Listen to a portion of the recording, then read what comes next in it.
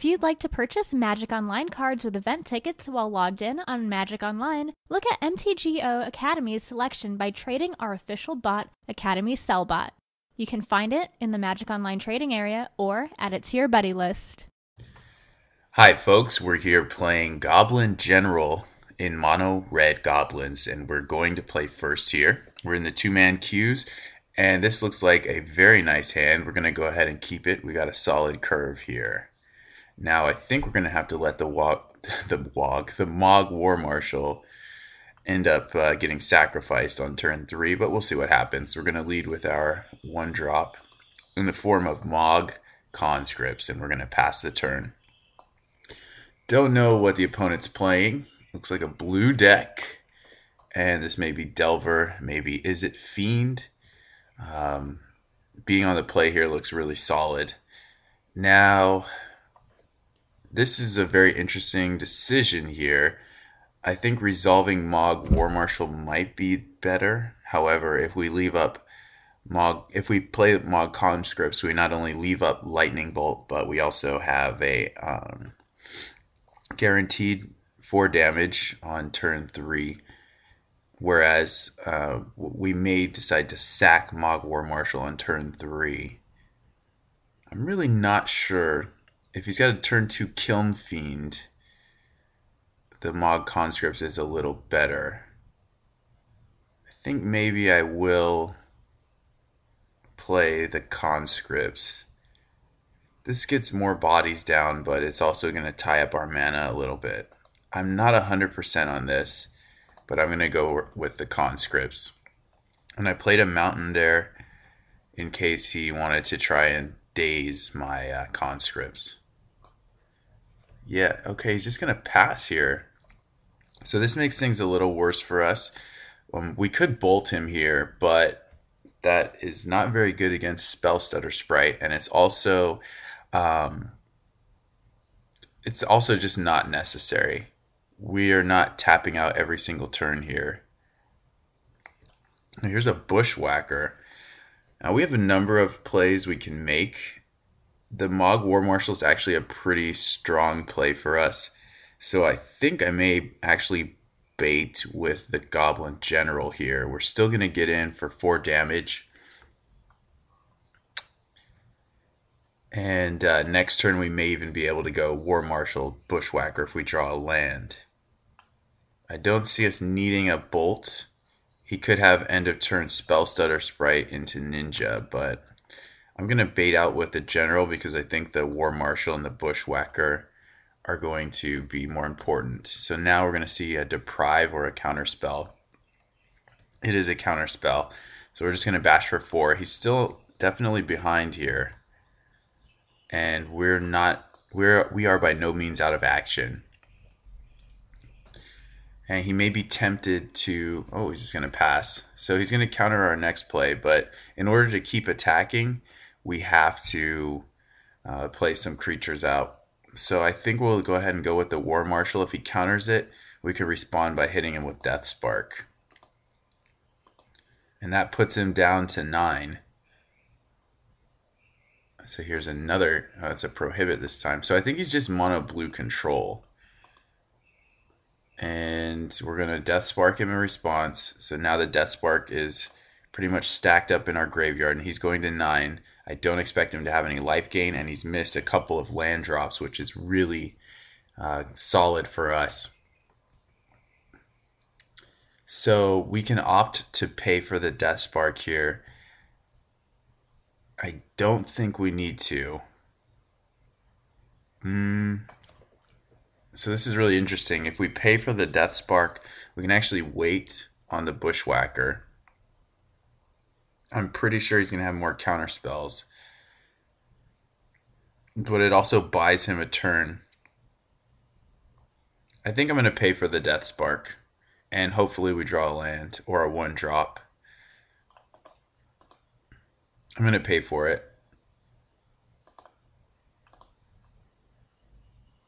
And there's a Goblin General.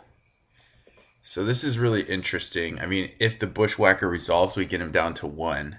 I don't think it's going to resolve, but we still get to attack for 4. and we have the lethal amount of burn in our hand. So I'm going to go ahead and offer up this bushwhacker, as a sacrificial lamb. Yeah, another prohibit or counterspell. Okay, we will attack. So he's at 5. I'm sorry, we don't have lethal burn in hand, but we're still doing pretty well. And he hits that land drop, so he could have exclude in hand.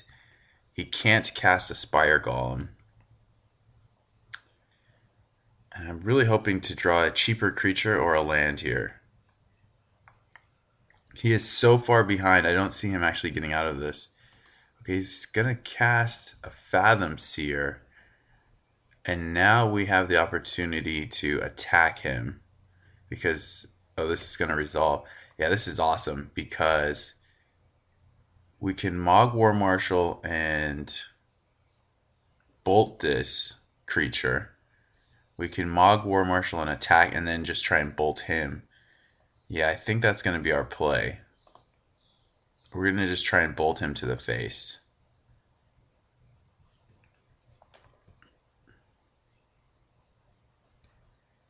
And the Death Spark can also kill a Fathom Seer, but I think we're going to go for a Lightning Bolt to his face. So this is a pretty convincing game if we take the win here. He could have Dispel, Spell Pierce, Daze, something like that, but I think we've got him. Oh, he does have our answer. He has a Dispel. Okay. He's still pretty much dead on board, so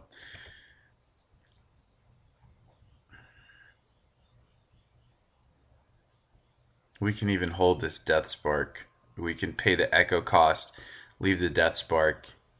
He doesn't appear to be long for this world, so he has main deck Dispel. He may decide to leave those in just because he saw Spark and Bolt, but I don't think it's a good option. Yeah, I'm just going to leave. I'm going to pay the Echo cost. Actually, these can't attack if I do that. So I think I have to cast Goblin General and not pay the Echo cost. Okay.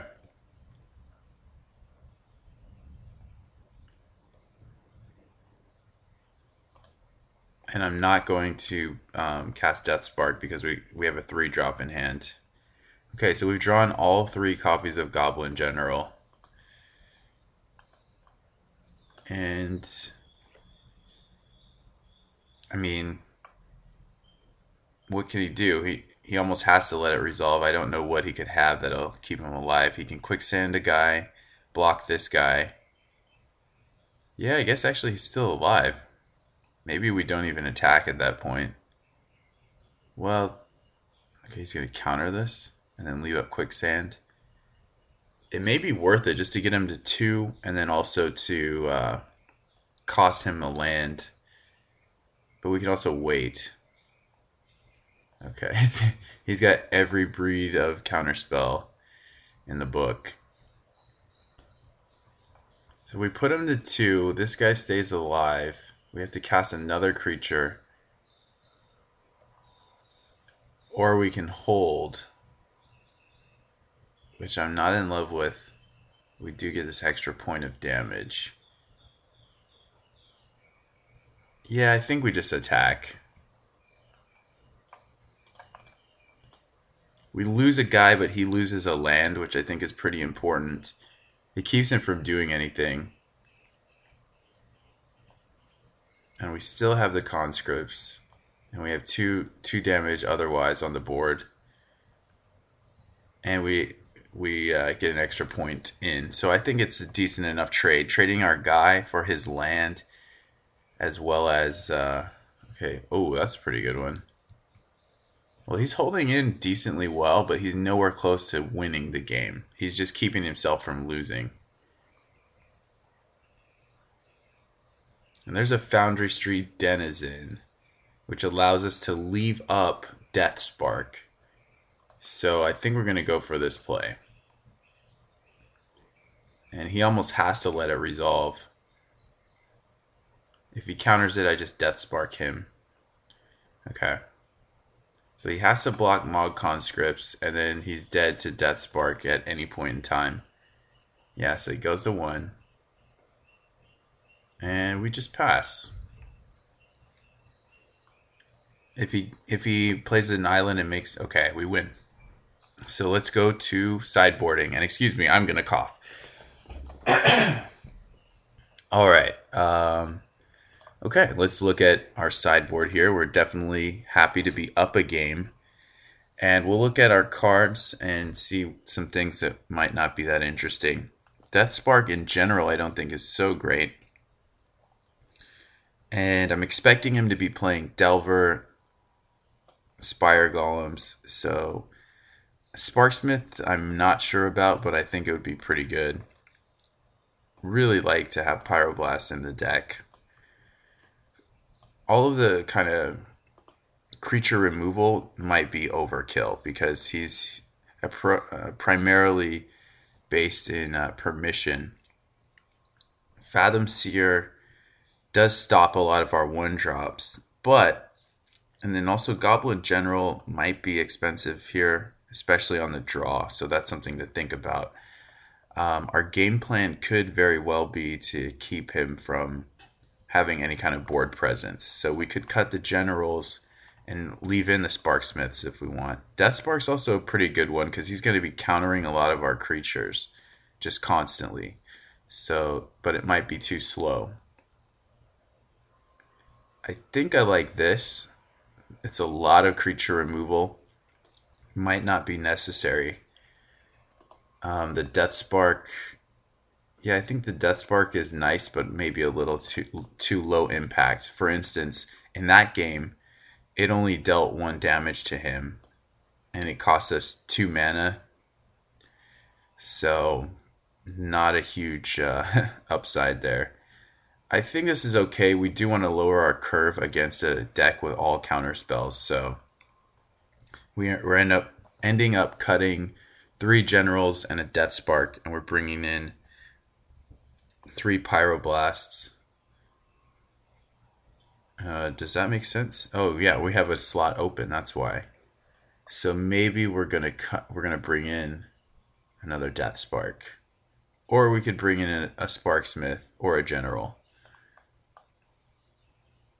Sparksmith really locks him out of the game, but I'm gonna bring in the Deathspark again because it's pretty decent against counter magic overall. All right, so we're on the play. Nice curve, a lot of 1-drops, so we can force through threats, and he's mulligan, so we're going to keep. We also have a Sparksmith, which could be very good if he leads on Delver. He does not. I'm going to go ahead and lead with a Foundry Street Denizen here. I think. Is it better or worse than Cohort? It might be better to try and get a Cohort down. This dies to Piracy Charm.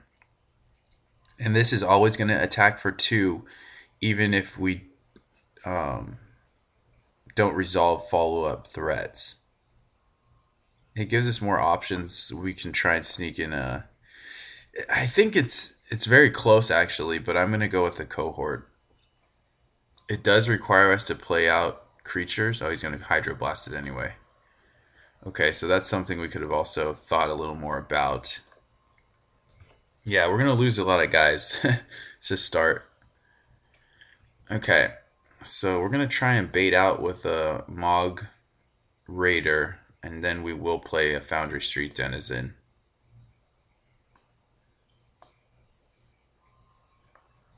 Oh, he lets that go. So I'll go ahead and play the Denizen. It's going to be very bad the longer we hold it, so we'll just force him to counter it now. We haven't seen any real card draw from him except for Fathom Seer.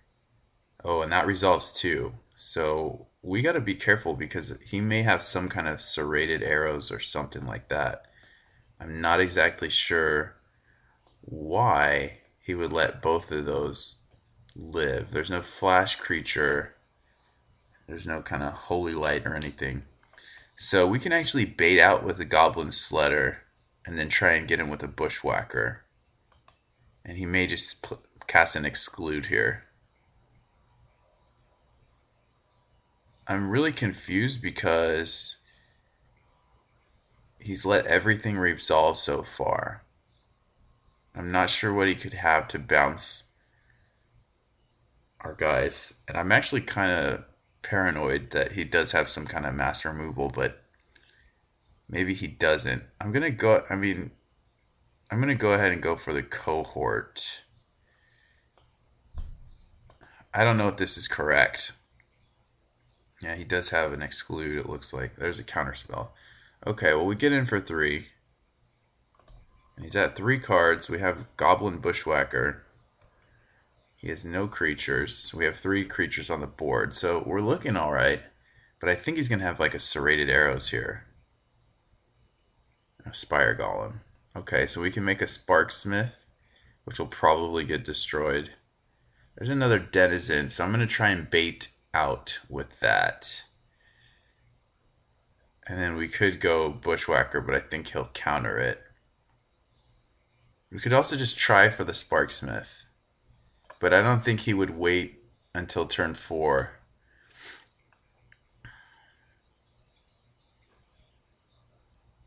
Denizen does Bushwhacker does a decent amount of damage here. Let's play Denizen. If it resolves, then great, but if not, we might just hold.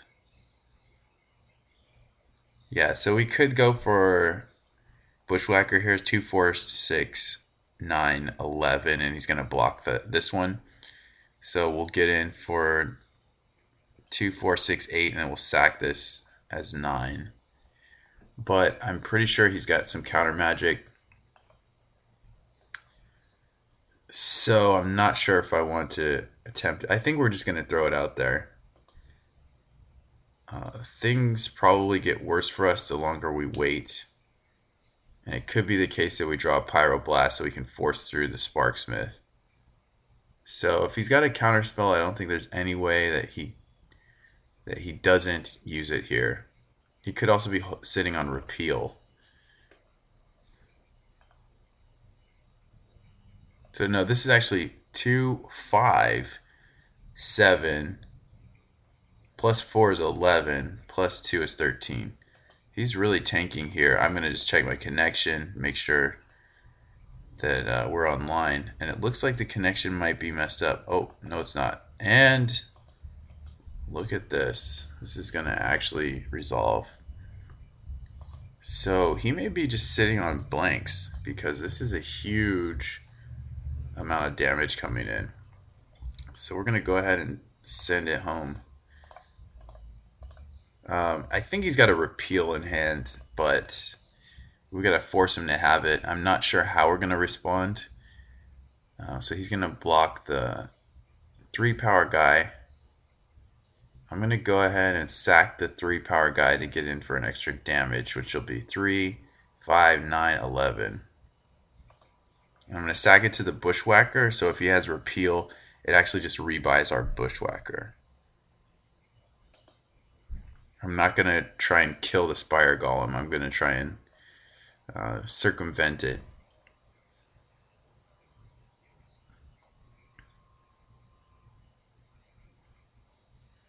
Yeah, he may have a Repeal, but he's still taking 6. He draws a card off of it. No, he's going to take the full Monty. Or, no, sorry, 8, not 6. He's either taking 8, 11, or 7. So, just depends what he has, if anything. He might just be bluffing and sitting on blanks. Our position got much better. We started out just having a pair of these guys or 3 of these guys. And once he played that Spire Golem, it really halted the proceedings. But we have a lot of answers to this. We've got Sparksmith in hand if we can ever get that to resolve. We've got Flame Slashes. Okay, he took all of it. He took 11 damage. So now we'll just pass. This is great. Looks like maybe a Think Twice. Oh, a Piracy Charm. Why would he do that at the end of turn? I may just decide to... oh, okay, because of combat tricks and stuff. Do I just let this go? The Denizen is better than the Bushwhacker at this point, so I think we'll sack the Bushwhacker to try and keep this guy alive. And the damage has been done, which is really nice. And he's got 2 cards left. One is a Delver, and the last one appears to be maybe a counter spell, but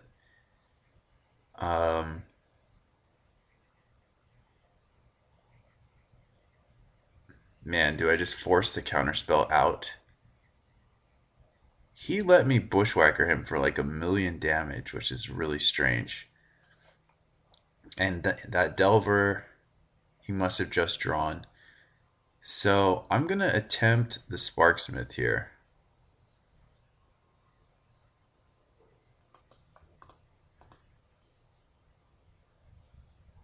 Because I feel like it'll resolve, and it will. And we can play out this Denizen. And I'm not sure if I want to send this Denizen. I don't think I'm going to. We could have held this back. He's very sad. We could have held this back and just opted to wait in order to pump this guy next turn. But I think this is fine. I'm actually not going to attack here because we could attack. I'm just going to wait. We could attack. We lose our Denizen and this just to get in for maybe 1 point, something like that. And if he has another Piracy Charm, we will. Okay, so we're going to kill the Golem here. We're going to take 5. Then if he flips, he can swing for 6. But yeah, we're going to kill the Golem and just attack. And that puts him pretty low. So even if these flip, it's not going to really matter. Okay. And we'll play the land. I don't think there's any reason to hold it. And we can also end up... Oh wait, is he? He's not dead, right? So he's taking 2. Yeah, we just trade off. He takes 2. Because we could sack these to bring him down to 2, but we also don't want him to have his creatures alive. I could sack 1 to keep the other one alive, and we still have Sparksmith to kill his other guy. I kind of like that.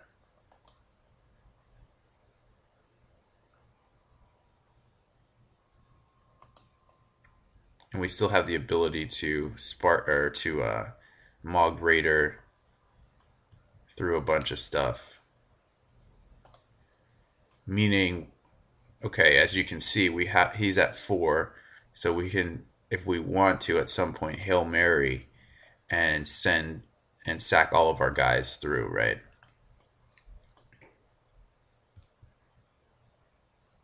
Okay, so we're gonna Sparksmith. His last card appears to be a blank. We could just try and kill him here, but I think we can afford to wait. We can afford to drop him to 1 and not have to sack a guy. So I'll just wait. And it looks like we got this in the bag now. I don't see any way he could get out of this. Whoa. Okay, draw a card. Leave up 2 mana, and we'll just attack you. I don't think we even need to show this, so we'll attack first.